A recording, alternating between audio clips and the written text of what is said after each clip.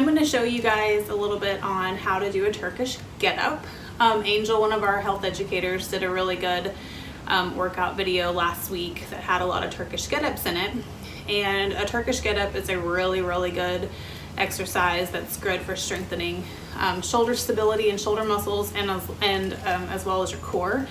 Very underutilized, but a fantastic movement that you can do at your home. Definitely can use a lot of different things that you find around the house to add resistance and add weight. But it's kind of a complicated exercise or a complicated movement. So I kind of wanted to break it down for you guys. And I hope you enjoy today's little lesson on Turkish get-ups. So you will need an area on the floor.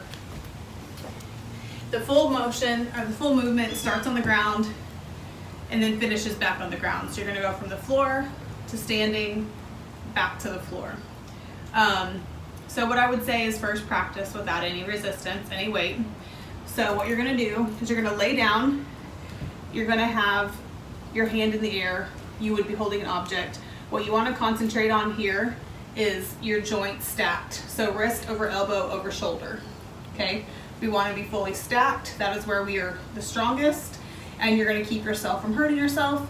Another thing I like to is pretend you're trying to punch the ceiling at all times.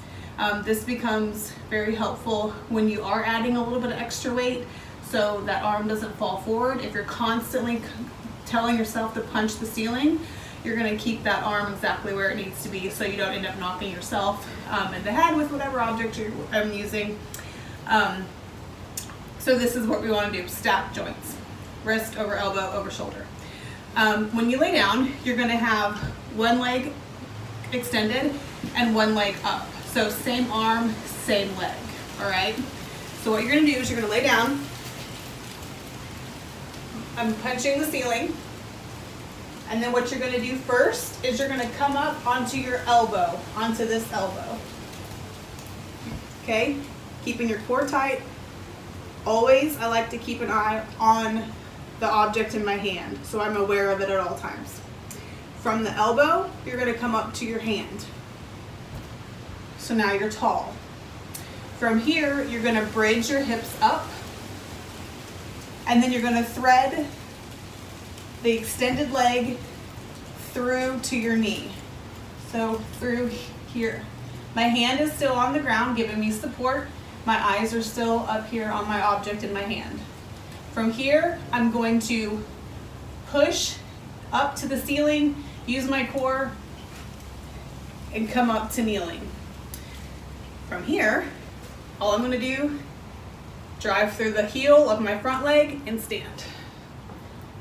Now you reverse it back. So after you're here, opposite leg goes back down to kneeling, hand goes back to the floor, your hips are up, your fist is still towards the sky or the ceiling.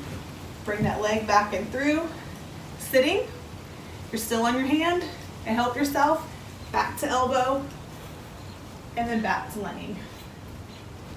And you'll do that with the other hand, and you have a really good core workout, shoulder stability workout. Try it with dumbbells, try it with milk jug, try it with your small dog or your cat. Anything you have around the house to add a little bit of resistance. It is a fantastic exercise. You can take it nice and slow, but it really will get your heart rate up.